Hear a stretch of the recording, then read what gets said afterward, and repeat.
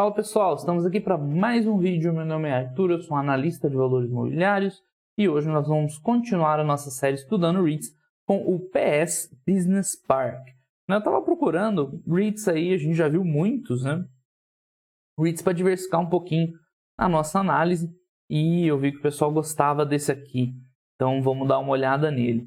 Ele entra na categoria industrial, seguindo a classificação aqui do Roya Capital, que a gente sempre segue. Uma categoria que tem muitos REITs que a gente analisou, porque ela... Peraí, vou botar aqui. Ela admite um monte de coisa diferente, né? Então você tem desde o Prologis, que é gigante, com um monte de armazém, Last Mile, e-commerce, até o Americold, que é tudo refrigerado, até o terreno, que é um modelo específico, até o Innovative Properties, né? Eles classificam aqui. Então é bastante coisa distinta, por isso que tem tantos analisados. Esse aqui, eu nunca achei nada de tão especial nele, até eu descobrir o porquê do pessoal gostar tanto. A gente já vai vendo lá. Mas enfim, o PS Business Park é um REIT industrial, né? Mas claro, industrial tem muita coisa diferente. O principal tipo de imóveis que eles têm são imóveis desse tipo aqui, né? Um galpãozão industrial, alocados para vários clientes menores. Aqui que a estratégia dele se destaca um pouco do resto do setor, porque ele não é aquele armazém gigante que você aluga para um inquilino, que geralmente é uma empresa grande. Eles têm um condomínio, né? Então é um armazénzão, mas aí, sei lá, um pedacinho assim para uma empresa, outro pedaço para outra, coisas do tipo, né? Equivalentes. Então o business deles não é fazer megas locações, mas locações, pegar um imóvel desse e dividir entre espaços menores para inquilinos menores, tá?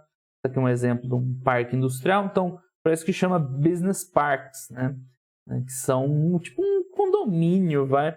Né? Eu não conheço de FII, mas sei que tem o FIIB lá em Santa Catarina, que tem tipo essa proposta, mas claro, é um imóvel bem diferente pelo que eu conheço disso aqui. Mas é interessante, né? Porque é uma outra forma de ganhar dinheiro também num setor que é muito parecido, né? Cada REIT tem uma estratégiazinha que tem uma filigrana diferente, né? E a deles é essa, porque ao retalhar para clientes menores, eles conseguem obter um retorno superior por metro quadrado, que a gente já vai ver, ou por square feet, né?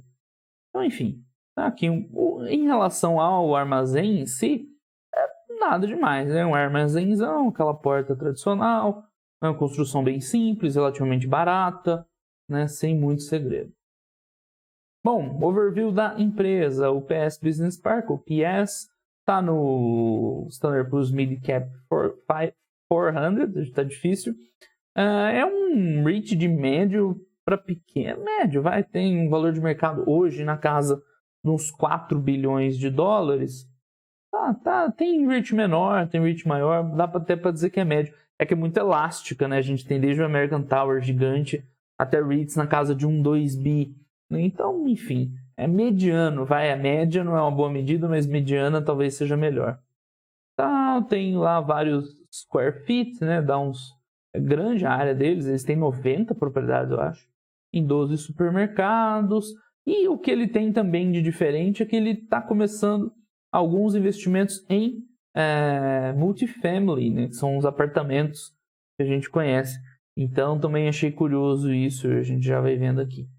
A ocupação deles 92%, não é o melhor que tem no mercado, mas não é ruim, né? 92% está bom.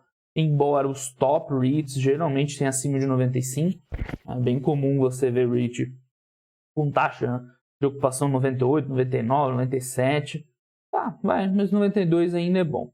Boa parte do portfólio, quase 90%, por isso que eu dei o destaque, são esses Light Industrial ou Flex Products, né? É justamente aquilo que a gente viu aqui. Não é uma indústria, é um galpão industrial.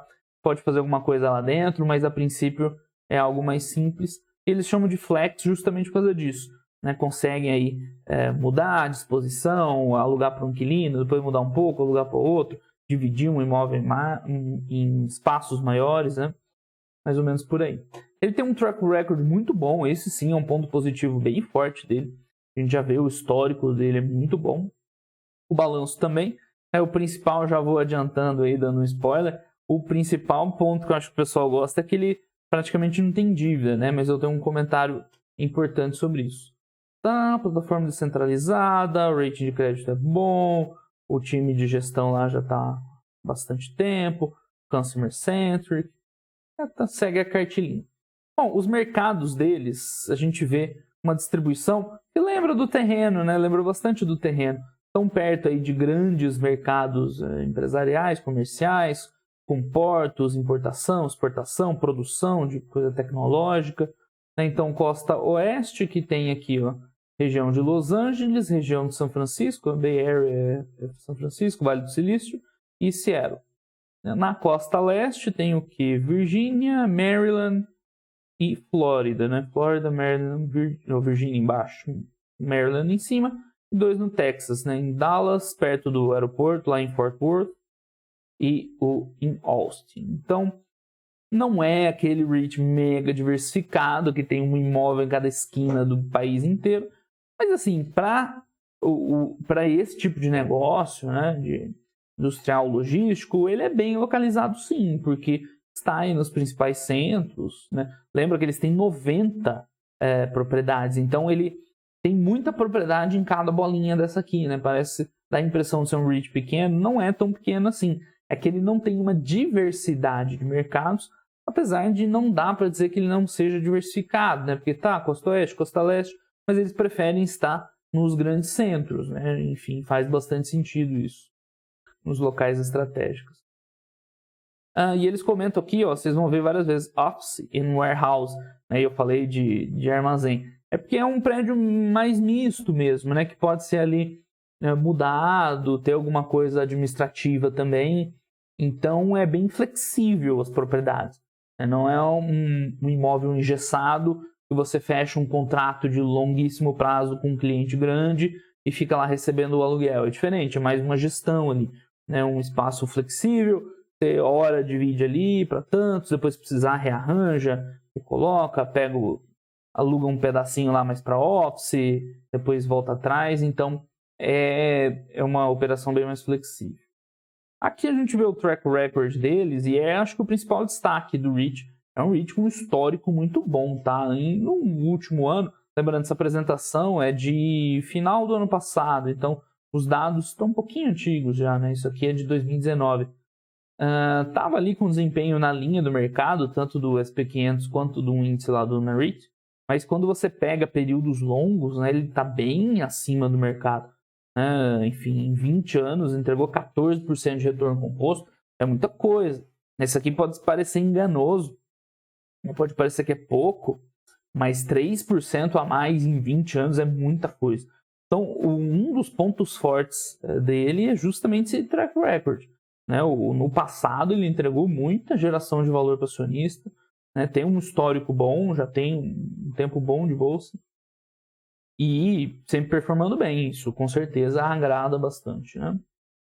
Então a média de retorno nos últimos 20 anos é 14%, muito boa. Né? Tá outperforming aí esse índice do NAREIT, tá outperforming SP500, qualquer período de tempo aqui, né? Tá outperforming. Bom, em relação à base de clientes, né? Customer, no caso aqui, são os inquilinos, né? Então é relativamente diversificado, já que essas grandes categorias são bem genéricas, né? Business services, warehouses. Então, aqui dentro, com certeza, tem mais grandes diversificações, a parte de tecnologia de computador, de hardware, software. Então, isso aqui deve ficar mais ali perto do Vale do Silício, aí varejo, alimentação, automotivo, ou seja, tem tudo aqui, né? Não parece, mas tem de tudo, todas as linhas de negócio. Isso é bom porque caso algum setor desses aqui passe por uma crise muito específica desse setor, né, eles conseguem compensar com outros tipos, por exemplo, automotivo, né? Vamos supor que a indústria automotiva entre em crise violenta e tal. Bom, é só alugar a fatia deles para outros, né? Com certeza vai ter espaço. E são coisas bem distintas, né? Health services, para retail, para automotivo, para aeroespacial, ou seja, tem de tudo, literalmente de tudo. Isso você só consegue quando você tem um número grande de propriedades, né? Porque se você tiver poucas propriedades, não tem como diversificar tanto assim. Mas é um ponto forte também, bem diversificado. E claro, é decorrência do business deles, né? Como eles pegam esses imóveis, esses condo parks aí, e dividem entre vários clientes, eles conseguem obter uma base mais diversificada, né? Então, bem interessante, tem mais de 5 mil clientes, é bastante coisa. Tá aqui o exemplo de um imóvel deles, né? Esse aqui eu acho que é bem o exemplo do foco deles. Então, é uma área que tem várias warehouses colado, né? Literalmente do lado do Aeroporto Internacional de Miami, que é um aeroporto bem importante, né? Tem um fluxo muito grande ali pela posição geográfica dele. Enfim, tem lá armazéns colados no aeroporto, vários, né? Então, esse parque é justamente isso, é um espaço que você tem ali, né, vários clientes juntos. Não é um mega armazém para um cliente só. Itself in the premier landlord to small business, né? Então, o que eu estava falando, o foco deles são negócios menores, onde eles conseguem uma rentabilidade superior, e por isso que eles têm tantos, né? Isso aqui é consequência desse modelo de negócio. O balanço deles também é muito sólido, também é um ponto positivo, praticamente não tem dívida, porém, um comentário importante é que eles têm bastante preferred equity, tá? E preferred equity no exterior é muito parecido com dívida, dá para considerar praticamente como dívida, né? Ao contrário do Brasil, que ações preferenciais tem nada a ver com dívida, ao contrário do que muita gente fala, mas lá no exterior sim, dá para considerar razoavelmente. Então, você ter quase 20% da base acionária em preferred equity é quase um loan to value de 20%, né? 17%, o que ainda é baixo, com certeza, não é alto, mas também não é zero. Então, quem escolhe o PS só por conta de dívida zero, eu não sei se é uma escolha inteligente, né? Porque se você fizer, né, enfim, se você juntar as preferred equities com dívida, daria uma dívida líquida EBITDA de 3,4, considerando as preferred equities como dívida. Seria uma dívida para REITs baixa, mas não zero, né? E também não tão diferente da média, que é um 5, né? Que a gente vê aqui, muito comum ver REIT com 5 vezes dívida líquida EBITDA.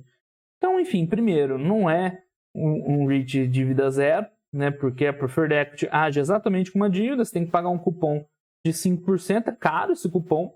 O que a gente vê aqui que os bons REITs geralmente têm dívida na casa de 3 por aí, o custo da dívida desses REITs. Então, eles pagam 5%, uma taxa acima aí do mercado, e é bastante, né? Quase 20%. Então, daria um EBITDA de 3,4 vezes, dívida líquida EBITDA. É baixo ainda, é um endividamento baixo para esse tipo de indústria, mas não é zero e tem um custo meio alto.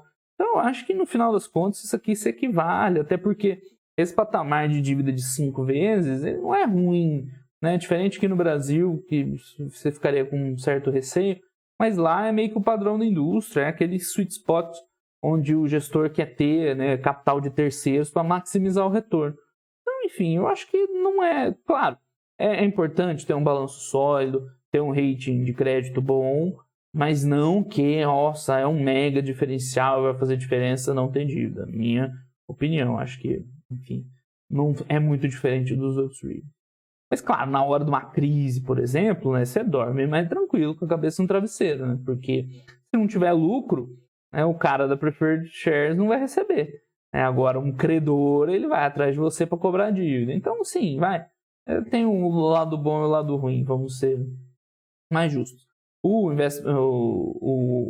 rating de crédito é muito bom, né? Investment grade, A-, né? É difícil o REIT ter A-, né? Geralmente eles são já na linha B, mas muito bom. Enfim, tem linha de crédito. Quanto a liquidez, dívida, não tem problema.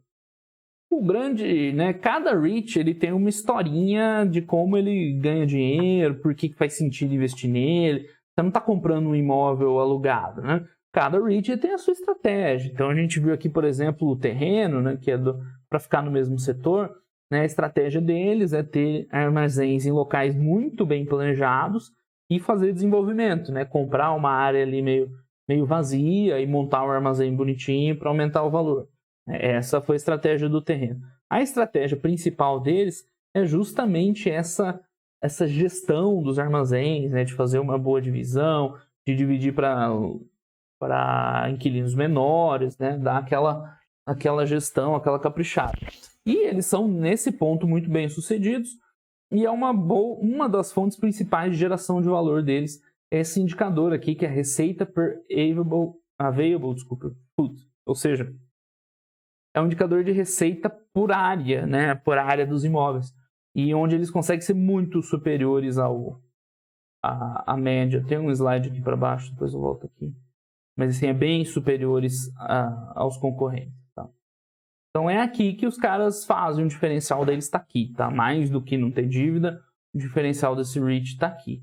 Então, assim, eles estão crescimento aí de 10% no same park, receita por área. Ou seja, isso aqui é geração de valor pura, né? Reajuste e gestão, porque você está considerando same park, ou seja, os mesmos, né, parques, e uma receita por área, ou seja, né, não é crescimento, expansão, é simplesmente alugar mais caro o seu espaço.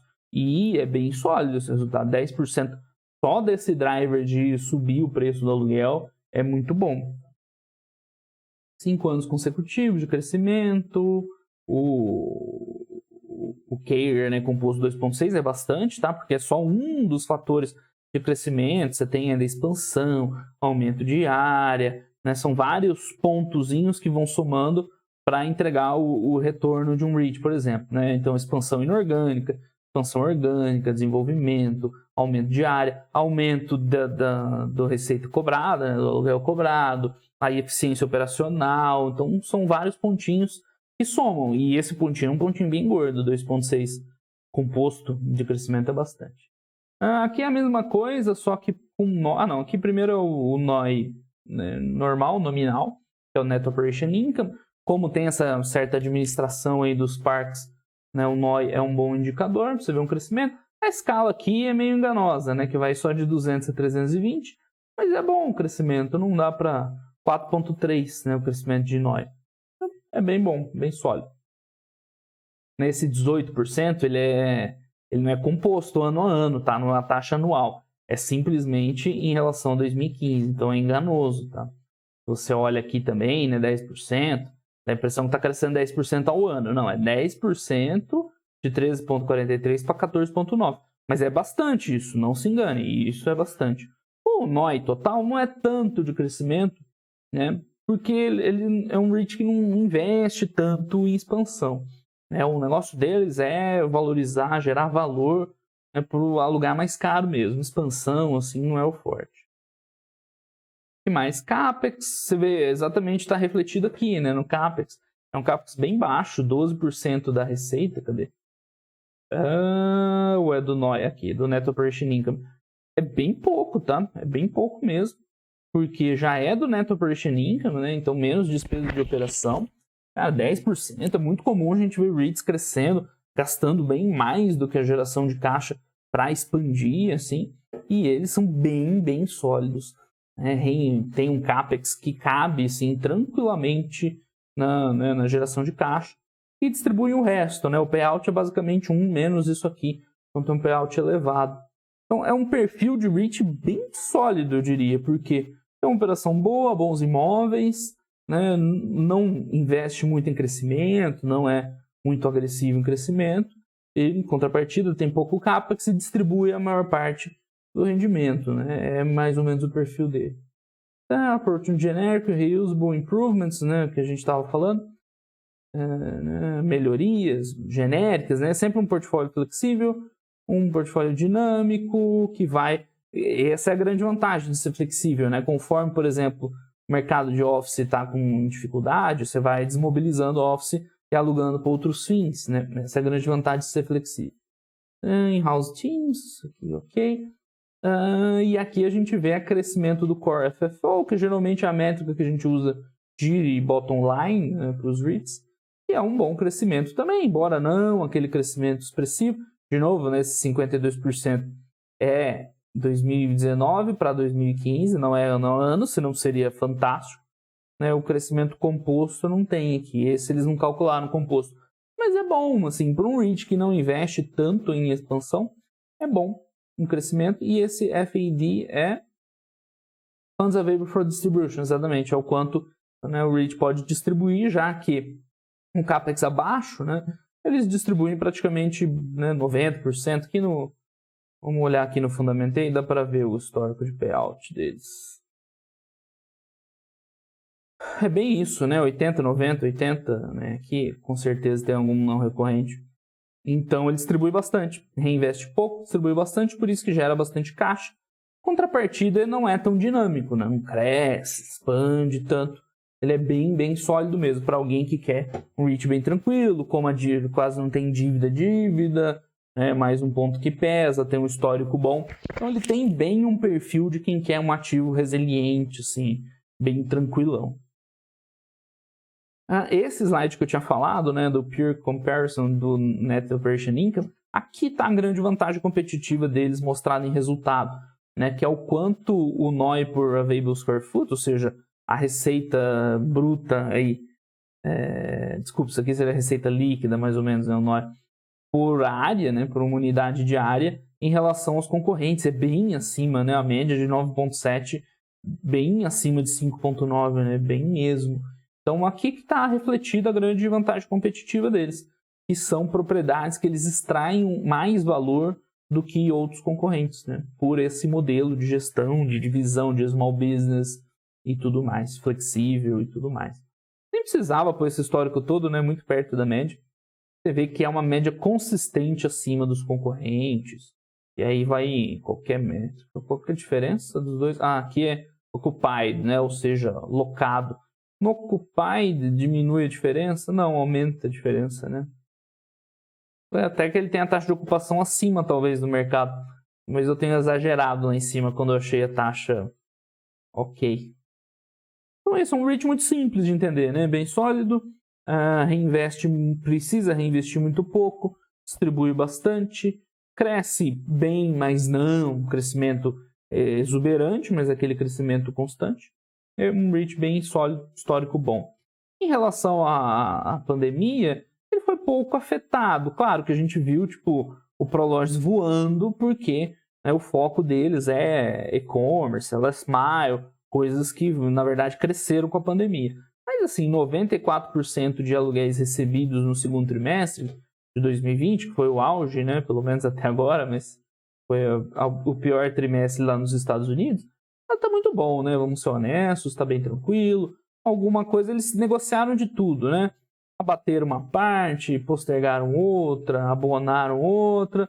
Mas, enfim, 94% recebido tá muito bom. Em julho, 93%. Em agosto já subiu para 95%. Então, né? Um impacto bem pequeno, dá para desprezar. É um impacto. Eu vi que o resultado que fechou de 2020 deles foi bem limpo, 2019. Então não dá para dizer que o REIT sofreu tanto. Claro que ele não voou igual o Prologis, mas enfim, impacto pequeno. Mais umas coisinhas legais dele, né, em relação aí a desenvolvimento. Então, como eu comentei, ele não é agressivo de investimento, mas está ali, né, entregando um novo business park em Dallas, que é colado no aeroporto, no Dallas Fort Worth. Ou seja, você vê que são bem localizados, né, não tem uma lista de imóveis para a gente ver. Mas todos que a gente viu até agora bem localizados e tal, parece ter muito valor esses imóveis. E se não tivesse, dificilmente eles iam entregar isso aqui tanto acima dos concorrentes. Então, com certeza tem bastante valor. Um outro parque aí em Seattle. Enfim, interessante. É legal isso aqui, né? Eles desenvolveram numa área que eles já tinham um parque, ou seja, um espaço lá com armazéns. E tinha um espaço vazio lá no fundo, eles foram lá e desenvolveram outro parque. Então você está aproveitando um imóvel que você já tem, né? A terra que você já tem. E isso, claro, você gera bastante valor. Com certeza. Mesma coisa aqui, né? Inside Existing Park and Developed Land. Ou seja, um espaço vazio ali dando mole, eles foram lá e construíram. E é assim que os caras conseguem. Parece mágica, né? O crescimento que ele entrega sem ter muito capex é desse jeito. Explorando espaços vazios, coisas do tipo. Né? E o que tem de mais diferentão nele é que eles estão começando a construir, inclusive, multifamily, né? Curioso. Mas depois de analisá-lo, no começo eu achei muito estranho, mas até que faz sentido, né, da estratégia, né? Eles pegaram aqui um espaço, cadê?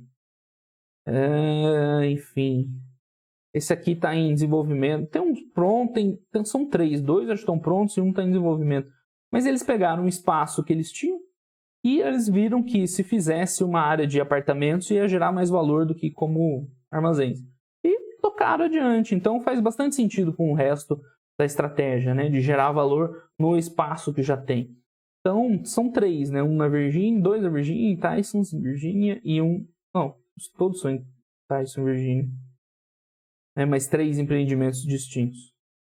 Esses aqui, ó, já começou, então começou em 2020 a construção até 2022. Isso aqui a gente não tem informação. E o outro ainda está buscando aprovação. Então, são empreendimentos assim, pontuais, tá? Não é que, não parece ser pelo menos que eles vão começar a adotar essa estratégia, pegar armazém, montar, começar a construir apartamento, condomínio, né? Você tem um apartamento multifamily, prédio com apartamentos. Parece ser algo mais pontual, né? Falar, esse espaço aqui tem potencial, nós vamos ganhar mais dinheiro com um empreendimento desse do que a gente já tinha. Mas fica aí de curiosidade, vai que dá certo e começa a virar regra para o resto do portfólio, né? Enfim, questão de né, social, de igualdade de gênero, tal, que é bem interessante também. Board of Directors, ESG. Proudly serving our customers. Aqui um condo, né? Esse é o típico condo, porque é um espação, mas aí você vê que são vários menores, né? Bem distribuídos, assim. Então aqui deve ter várias empresas diferentes. Ao invés deles pegarem esse espação aqui e construir um mega armazém, ó, é dividido em vários predinhos menores e cada um ali com a sua doca e tudo mais. Interessante. Então é isso, pessoal. O PS ele é bem simples, né? Não tem muito segredo. É legal de entender o que o diferencia, qual a estratégia. Aqui já é um armazém maior, né? Já é um armazém um pouco maior. Mas aquele último lá é bem a cara dele, né? Enfim, e é aquilo que eu falei. É um perfil muito sólido para quem quer um ativo muito resiliente. Não vai crescer horrores, né? Mas tem tudo para ficar entregando esse crescimento constante, distribuindo renda, né? Gerando valor, né? Tem tudo para continuar gerando valor. Então é uma opção ali nos industriais. Eu acho que ele não é assim primeira escolha, porque eu não vejo ele com nada assim superior ao Prologis e nem tão diferenciado como o Innovative Properties, por exemplo. Mas se você tem esse perfil de ativo mais resiliente, é uma opção. Ou se você quer diversificar bem, assim, gostou dele, ou quer diminuir ali, né, a volatilidade de resultados da sua carteira, é um ativo desse tipo que você tem que pôr. Ok, pessoal? Então era isso. Esse foi o vídeo do PS Business Parks. Espero que vocês tenham gostado. Um grande abraço a todo mundo e até os próximos vídeos. Valeu!